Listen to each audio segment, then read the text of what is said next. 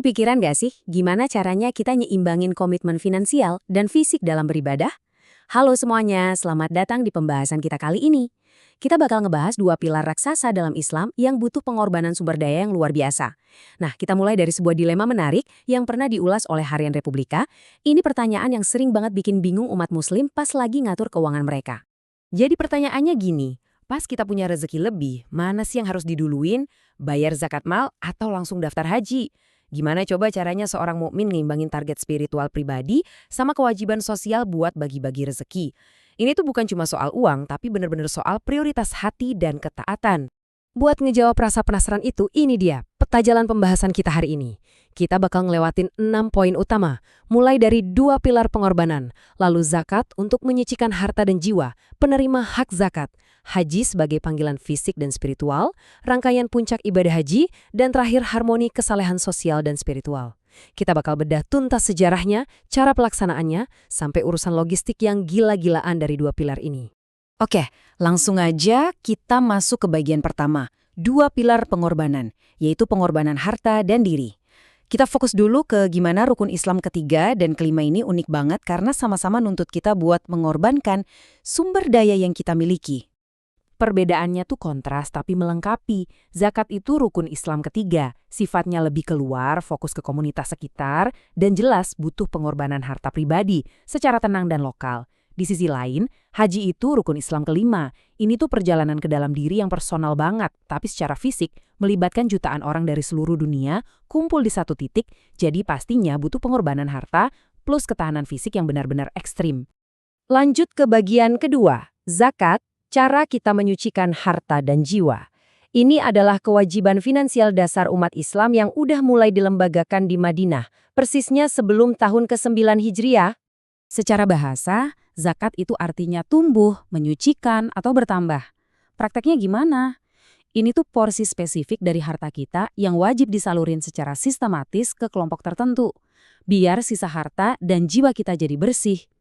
Jadi intinya, zakat itu beda banget sama sedekah acak atau amal biasa. Ini tuh sistem distribusi kekayaan yang emang dirancang sedemikian rupa biar ekonomi masyarakat secara keseluruhan bisa ikut tumbuh. Kalau kita perhatiin lebih jauh, ada perbedaan yang lumayan tajam nih. Ada zakat fitrah yang wajib dibayar sebelum Idul Fitri pakai makanan pokok sekitar 2,7 kg. Nah, porsi ini sama rata buat semua orang. Terus ada zakat ma'al atau pajak kekayaan. Nah, ini baru wajib dibayar kalau harta kita udah nyentuh batas minimum yang disebut nisab. Nominalnya dinamis banget, tergantung jenis dan seberapa banyak harta yang kita kumpulin. Terus uangnya lari kemana sih? Kita masuk ke bagian ketiga, penerima hak zakat. Kita bakal lihat aturan ketat soal siapa aja yang sebenarnya berhak menerima dana ini. Al-Quran secara presisi udah nentuin 8 golongan atau asnaf yang berhak dapat zakat. Mulai dari fakir dan miskin yang emang butuh banget bantuan dasar. Terus ada amil atau pengelola resmi, mu'alaf yang baru masuk Islam, hamba sahaya, orang yang kelilit utang alias gorimin, mereka yang berjuang di jalan Allah sampai ibnu sabil atau musafir yang kehabisan bekal. Aturan ini tanpa disadari benar-benar udah ngebentuk sistem jaring pengaman sosial yang super komprehensif sejak ribuan tahun lalu loh. Setelah ngebahas pondasi finansialnya, sekarang kita naikin skalanya di bagian keempat, haji, panggilan fisik dan spiritual. Sebuah perjalanan suci sekali seumur hidup. Haji itu secara bahasa artinya menyengaja atau mengunjungi. Secara syariat, ini adalah perjalanan fisik yang emang disengaja menuju Ka'bah dan situs-situs suci di Mekah buat ngejalanin ritual khusus di bulan Zulhijjah. Ibadah ini diwajibkan minimal sekali seumur hidup buat muslim yang mampu, baik secara fisik maupun finansial. Benar-benar sebuah komitmen ibadah yang gak main-main. Dan asal-usul panggilan ini tuh udah ada dari zaman kuno banget. Berawal dari Nabi Ibrahim yang dapat perintah langsung dari Tuhan buat panggil umat manusia berhaji, gak lama setelah beliau ninggalin istrinya, Hajar, dan bayi mereka, Ismail, di tengah padang pasir yang saat itu kosong melompong. Kita lanjut ke bagian kelima. Rangkaian puncak ibadah haji.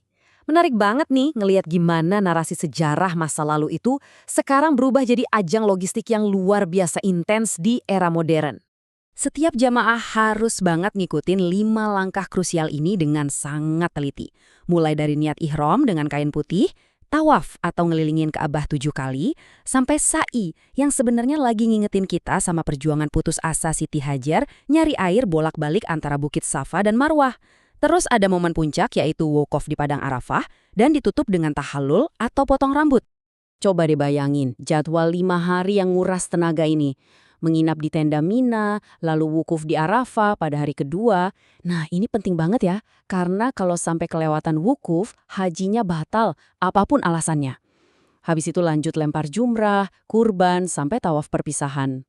Sekarang, hal yang bikin merinding adalah coba bayangin Anda harus ngatur koreografi jadwal 5 hari yang super padat tani untuk lebih dari 3 juta orang secara bersamaan. Ini bukan angka fiktif ya, lebih dari 3 juta orang ini adalah rekor puncak jumlah jamaah haji yang tercatat di tahun 2012. Kalau kita lihat ke belakang, di tahun 1920-an, jamaah dari luar negeri itu baru sekitar 50 ribuan. Tapi sejak penemuan teknologi transportasi modern, kayak kapal uap komersial dan pesawat terbang, angkanya langsung meledak gila-gilaan di abad ini. Fenomena ini benar-benar ngubah wajah kota Mekah seutuhnya. Sayangnya, ngumpulin jutaan orang di satu titik itu bawa resiko fatal. Skala massa yang luar biasa besar ini secara historis udah memicu beberapa tragedi kepadatan ekstrim yang memilukan. Kondisi ini akhirnya maksa pemerintah Arab Saudi buat investasi miliaran dolar untuk merombak total fasilitasnya. Misalnya, ganti tiang-tiang jumroh jadi tembok raksasa berlapis yang lebih aman, dan ngadopsi gelang pelacak GPS buat keselamatan jemaah. Akhirnya, kita sampai di bagian ke-6, harmoni kesalehan sosial dan spiritual. Apa sih dampak mendalamnya kalau dua pilar pengorbanan ini digabungkan dalam hidup seseorang? Jawabannya benar-benar indah. Zakat itu memberantas kemiskinan di sekitar kita dan ngebersihin hati dari sifat serakah. Sementara haji menyatukan komunitas global dalam semangat kesetaraan mutlak. Bahkan, studi dari Universitas Harvard tahun 2008 ngebuktiin kalau pengalaman ibadah haji itu secara signifikan ningkatin rasa toleransi dan harmoni pesertanya. Terbuktikan, dua-duanya ini benar-benar esensial buat jalinan iman umat Islam. Jadi, sebagai penutup dari ulasan kita hari ini, saya pengen ninggalin satu pertanyaan provokatif buat kita renungkan bareng-bareng.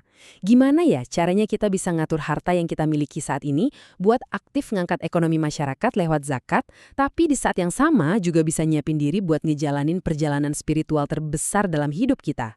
PR yang luar biasa menarik kan? Terima kasih udah ngikutin pembahasan ini, dan sampai jumpa di ulasan seru berikutnya.